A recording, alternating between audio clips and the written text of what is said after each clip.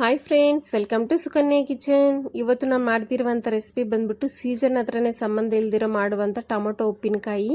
ಇದು ಬಂದ್ಬಿಟ್ಟು ನಮಗೆ ಟೊಮೊಟೊ ಯಾವಾಗೂ ಸೀಸನಲ್ಲಾಗಿ ಸಿಗ್ತಾನೆ ಇರುತ್ತೆ. ಒಂದೊಂದ್ಸರಿ ತುಂಬ ಕಡಿಮೆ ರೇಟಿಗೆ ಬರುತ್ತೆ. ಆ ಟೈಮಲ್ಲಿ ಈ ರೀತಿ ಒಂದು ಉಪ್ಪಿನಕಾಯಿ ಮಾಡ್ಕೊಂಡು ಇಟ್ಕೊಂಡ್ರೆ ನಮ್ಮ ಬೆಳಗ್ಗೆ ಟೈಮಲ್ಲಿ ತುಂಬ ಹೆಲ್ಪ್ ಆಗುತ್ತೆ, ದೋಸೆಗೆ, ಇಡ್ಲಿಗೆ. ಇದು ಮಾಡೋದಕ್ಕೆ ನಮಗೆ ಬಿಸಿಲು ಅವಶ್ಯಕತೆಯೂ ಇರೋದಿಲ್ಲ. ಇದು ಡೈರೆಕ್ಟಾಗಿ ಮಾಡ್ಕೊಳ್ಬೋದು. ಇದು 6 ತಿಂಗಳವರೆಗೂ ನಾವು ಸ್ಟೋರೇಜ್ ಮಾಡ್ಕೊಳ್ಬೋದು. ಇದನ್ನು ಯಾವ ರೀತಿ ಮಾಡೋದಂತ ನೋಡೋಣ ಬನ್ನಿ. ಇಲ್ಲಿ ನಾನು ಮೊದಲನೇದಾಗಿ ನಾಟಿ ಟೊಮೊಟೊನ ಒಂದು 3 kg ಆಗೋಷ್ಟು ತೊಗೊಂಡಿದ್ದೀನಿ. ಚೆನ್ನಾಗಿ ತೊಳ್ಕೊಂಡಾದಮೇಲೆ ವಾಶ್ ಮಾಡಿಕೊಂಡು ನೀಟಾಗಿ ಒದ್ದೆ ಏನು ಇಲ್ದಿರ ಒರೆಸ್ಕೊಂಡು ತಗೊಳ್ಬೇಕು. ಒಂದು ಸ್ವಲ್ಪನೂ ನಮಗೆ ತೇವ ಅನ್ನೋದೆಲ್ಲ ಅನಿಸ್ಬಾರ್ದು. ಆವಾಗ ಈ ರೀತಿ ವೈಟ್ ಕಲರ್ದೆಲ್ಲ ಕಟ್ ಮಾಡಿ ತೆಗೆದುಬಿಟ್ಟು ಈ ರೀತಿ ಒಂದು ಟೊಮೊಟೊನ 4 ಭಾಗ ಮಾಡಿಕೊಂಡು ತಗೊಳ್ತಾ ಇದ್ದೀನಿ. ಇದೇ ರೀತಿ ಎಲ್ಲನೂ ಮಾಡಿಕೊಂಡು ತಗೊಳ್ಬೇಕು. ಆಮೇಲೆ ಸ್ಟವ್ ಆನ್ ಮಾಡಿಕೊಂಡು ಕಡಾಯಿ ಇಟ್ಕೊಂಡಿದ್ದೀನಿ. ಅದಕ್ಕೆ ನಾನು ಟೊಮೊಟೊ ಎಲ್ಲನೂ ಸೇರಿಸ್ಕೊಳ್ತಾ ಇದ್ದೀನಿ. ನೋಡಿ, ಇಲ್ಲಿ ಈ ರೀತಿ ಟೊಮೊಟೊ ಎಲ್ಲ ಸೇರಿಸ್ಕೊಂಡಾದ್ಮೇಲೆ ನಾನು ಮೇಲೆಗಡೆ ಒಂದು 2 ಟೀ ಸ್ಪೂನ್ ಆಗೋಷ್ಟು ಎಣ್ಣೆ ಅನ್ನೋದು ಹಾಕ್ಕೊಳ್ತೀನಿ. ಎಣ್ಣೆ ಹಾಕ್ಕೊಂಡಾದ್ಮೇಲೆ ಕ್ಯಾಪ್ ಹಾಕಿ ಇದನ್ನು ನಾನು ಕುದಿಯೋಕ್ಕೆ ಬಿಡ್ತೀನಿ. ಐ ಫ್ಲೇಮಲ್ಲೇ ಕುದಿಸ್ಬೇಕು.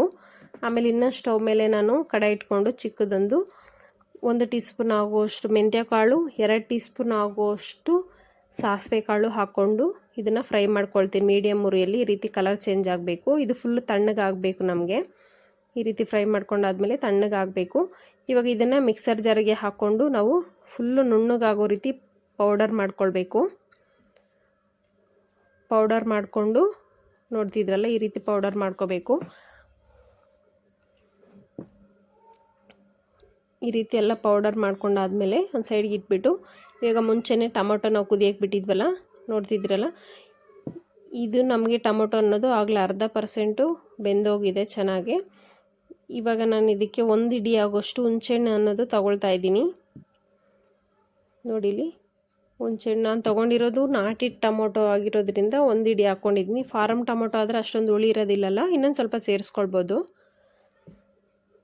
ಒಂದು ಅರ್ಧ ಕಪ್ ಆಗೋಷ್ಟು ಇಲ್ಲಿ ದೊಡ್ಡ ಉಪ್ಪು ಅನ್ನೋದು ಹಾಕ್ಕೊಳ್ತೀನಿ. ಹಾಕ್ಕೊಂಡು ಒಂದು ಸರಿ ಚೆನ್ನಾಗಿ ಮಿಕ್ಸ್ ಮಾಡ್ಕೊಳ್ಳೋಣ. ಮಿಕ್ಸ್ ಮಾಡಿಕೊಂಡು ಮತ್ತೆ ಕ್ಯಾಪ್ ಹಾಕಿ ನಾನು ಫುಲ್ಲು ನಮಗೆ ಟೊಮೊಟೊ ಎಲ್ಲ ಸಾಫ್ಟ್ ಆಗಬೇಕು ಅಷ್ಟುವರೆಗೂ ನಾವು ಇದನ್ನು ಕುದಿಸ್ಕೊಳ್ಬೇಕು. ನೋಡ್ತಿರಲ್ಲ, ಈ ರೀತಿ ಎಲ್ಲ ಕುದಿಸ್ಕೊಂಡಾದಮೇಲೆ ನಾನು ಇವಾಗ ಈ ರೀತಿ ಕುದ್ದಿದೆಯಲ್ಲ, ಇವಾಗ ಇದಕ್ಕೆ ತಣ್ಣಗಾಗಕ್ಕೆ ಬಿಡ್ತೀನಿ ನಾನು. ಫುಲ್ಲು ತಣ್ಣಗಾಗಬೇಕು ನಮಗೆ. ಈಗ ಇನ್ನು ಸ್ಟವ್ ಮೇಲೆ ನಾನು ಕಡೆ ಇಟ್ಕೊಂಡು ಈ ಕಪ್ಪಲ್ಲಿ 1 ಕಪ್ ಆಗೋಷ್ಟು ನಾನು ಎಣ್ಣೆ ಹಾಕ್ಕೊಳ್ತಾ ಇದ್ದೀನಿ. ಎಣ್ಣೆ ಬಿಸಿ ಆಗಬೇಕು. ಆವಾಗ ಸಾಸಿವೆ, ಜೀರಿಗೆ ಎಲ್ಲ ಒಂದು 2 ಟೀ ಸ್ಪೂನ್ ಆಗೋಷ್ಟು ಹಾಕ್ಕೊಳ್ತೀನಿ.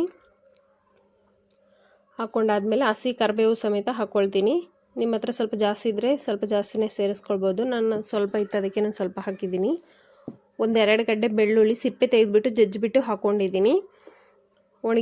ಒಣಗಿನ ಮೆಣಸಿನ್ಕಾಯಿ ಅದನ್ನು ಹಾಕ್ಕೊಂಡು ಚೆನ್ನಾಗಿ ಫ್ರೈ ಮಾಡ್ಕೊಳ್ಬೇಕು. ಹಾಕ್ಕೊಂಡಾದ್ಮೇಲೆ ಇಂಗುವನ್ನು ಸಮೇತ ಸೇರಿಸ್ಕೊಳ್ತಾ ಇದ್ದೀನಿ. ನೋಡಿ, ಇಲ್ಲಿ ಇಂಗುವನ್ನು ಹಾಕ್ಕೊಂಡು ಚೆನ್ನಾಗಿ ಮಿಕ್ಸ್ ಮಾಡ್ಕೊಳ್ಳೋಣ.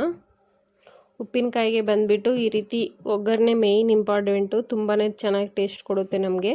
ಇದು ಬಂದುಬಿಟ್ಟು ನಾವು ಮುಂಚೆನೇ ಮಾಡಿ ಇಟ್ಕೊಳ್ಬೇಕು, ನಮಗೆ ತಣ್ಣಗಾಗಬೇಕಲ್ಲ, ಅದರಿಂದ ಅದು ತಣ್ಣಗಾಗಿಬಿಟ್ಬಿಟ್ಟು ಈಗ ಮುಂಚೆ ನಾವು ಟೊಮೊಟೊವನ್ನು ತೊಗೊಂಡಿದ್ವಲ್ಲ, ಅದನ್ನು ಮಿಕ್ಸರ್ ಜಾರ್ಗೆ ಸೇರಿಸ್ಕೊಳ್ತಾ ಇದ್ದೀನಿ. ತಣ್ಣಗಾದ್ಮೇಲೆ ಸೇರಿಸ್ಕೊಳ್ಳಿ ಮಿಕ್ಸರ್ ಜಾರ್ಗೆ. ಅದನ್ನು ಫುಲ್ಲು ನುಣ್ಣಗೆ ನಾವು ಟೊಮೊಟೊ ಅನ್ನೋದು ಗ್ರೈಂಡ್ ಮಾಡ್ಕೊಳ್ಬೇಕು. ಇವಾಗ ಲಾಸ್ಟಲ್ಲಿ 1 ಕಪ್ಗೆ ನಾನು 1 ಕಪ್ ಆಗೋಷ್ಟು ರೆಡ್ ಚಿಲ್ಲಿ ಪೌಡರ್ ಅನ್ನೋದು ತೊಗೊಂಡಿದ್ದೀನಿ. ಖಾರಕ್ಕೆ ಎಷ್ಟು ಬೇಕು ಅಷ್ಟು ನೋಡಿಕೊಂಡು ಹಾಕ್ಕೊಳ್ಳಿ. ಅದನ್ನು ಫುಲ್ಲು ಈ ರೀತಿ ನುಣ್ಣಗೆ ಗ್ರೈಂಡ್ ಮಾಡ್ಕೊಂಡಾದ್ಮೇಲೆ ನೋಡ್ತಿದ್ರಲ್ಲ, ಈ ರೀತಿ ಫುಲ್ಲು ಗ್ರೈಂಡ್ ಮಾಡ್ಕೊಂಡಿದ್ದೀನಿ. ಇವಾಗ ಇದು ಫುಲ್ಲು ತಣ್ಣಗಾಗಿದೆಯಾ ಅಂತ ಚೆಕ್ ಮಾಡಿಬಿಟ್ಟು ಆಮೇಲೆ ಇದನ್ನು ಸೇರಿಸ್ಕೊಳ್ಳಿ. ನೋಡ್ತಿದ್ರಲ್ಲ, ಈ ರೀತಿ ಎಲ್ಲನೂ ಸೇರಿಸ್ಕೊಂಡಾದ್ಮೇಲೆ ಇವಾಗ ನಾವು ಮುಂಚೆನೇ ಪೌಡರ್ ಮಾಡಿ ಇಟ್ಕೊಂಡಿದ್ವಲ್ಲ, ಅದನ್ನು ಸೇರಿಸ್ಕೊಳ್ತಾ ಇದ್ದೀನಿ. ಇಲ್ಲಿ ಎಲ್ಲನೂ ಹಾಕ್ಕೊಂಡು ಚೆನ್ನಾಗಿ ಮಿಕ್ಸ್ ಮಾಡ್ಕೊಳ್ಳೋಣ. ನೋಡ್ತಿದ್ರಲ್ಲ, ಈ ರೀತಿ ಒಂದ್ಸರಿ ಎಲ್ಲ ಚೆನ್ನಾಗಿ ಮಿಕ್ಸ್ ಮಾಡ್ಕೊಂಡಾದ್ಮೇಲೆ ನಮ್ಗೆ ಎಣ್ಣೆ ಏನಾದರೂ ಕಮ್ಮಿ ಅನಿಸಿದ್ರೆ 1-2 ದಿನ ಬಿಟ್ಬಿಟ್ಟು ಹೊರಗಡೆ ಇಡಿ. ಫ್ರಿಜ್ಜಲ್ಲೇನು ಇಡೋಕ್ಕೆ ಹೋಗಬೇಡಿ.